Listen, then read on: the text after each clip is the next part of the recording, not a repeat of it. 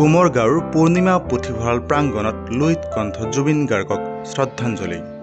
লুইত কণ্ঠ তথা মানৱ দৰদী অসমৰ হাৰ্টথ্ৰব জুবিন গাৰ্গৰ বিয়োগত ম্ৰিয়মান হৈ পৰিছে সমগ্ৰ ৰাজ্যবাসী। সমগ্ৰ ৰাজ্যৰ লগতে বঙাইগাঁও জিলাৰ মানিকপুৰৰ কুমৰগাঁৱৰ পূৰ্ণিমা পুথিভঁৰাল প্ৰাংগণত যোৱা সন্ধিয়া ডুমপাৰা যুৱ সমাজৰ উদ্যোগত আয়োজন কৰা হয় লুইত কণ্ঠ জুবিন গাৰ্গৰ সোঁৱৰণত এক শ্ৰদ্ধাঞ্জলি অনুষ্ঠানৰ। উক্ত শ্ৰদ্ধাঞ্জলি অনুষ্ঠানত জুবিন গাৰ্গৰ প্ৰতিচ্ছবিত মাল্যাৰ্পণ, বন্তি প্ৰজ্বলন তথা পুষ্পাঞ্জলি অৰ্পণেৰে প্ৰিয় শিল্পীগৰাকীক সোঁৱৰে ডুমপাৰা কুমৰগাঁওবাসী ৰাইজে। আমাৰ অতি মৰমৰ শিল্পী হিয়াৰ আমঠু জুবিন গাৰ্গৰ শ্ৰদ্ধাঞ্জলি অনুষ্ঠান আয়োজন কৰা আজিৰ এই ডুমপাৰা যুৱ সমাজক প্ৰথমতে মই ধন্যবাদ জ্ঞাপন কৰিছোঁ।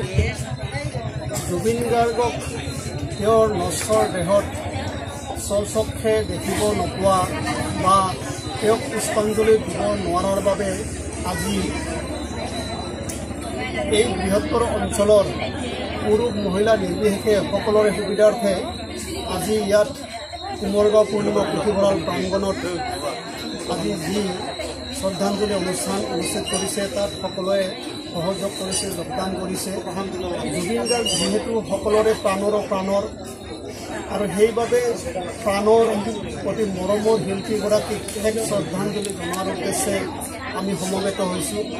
জুবিন গাৰ্গৰ বিষয়ে ক'বলগীয়া বিশেষ নাই। তেখেতৰ সৃষ্টিৰাজিয়ে, তেখেতৰ পৰিচয়, তেখেত মানুহৰ হৈ কাম কৰি গৈছিল আৰু সেয়ে আজি তেখেতৰ এই মৃত্যুত চাৰিওফালে মানুহ আৰু মানুহ।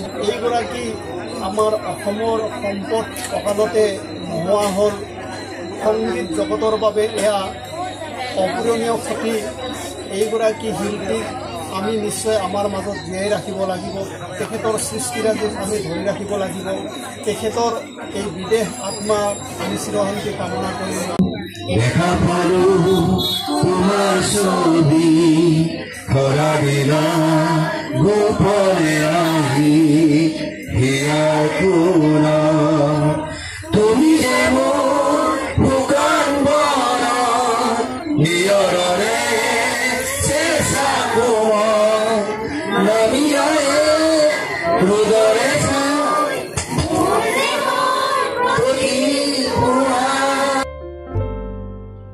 ডুমপাৰা কুমৰগাঁৱৰ পৰা জুবিন ৰায়ৰ ৰিপৰ্ট, নিউজ টাইম 3।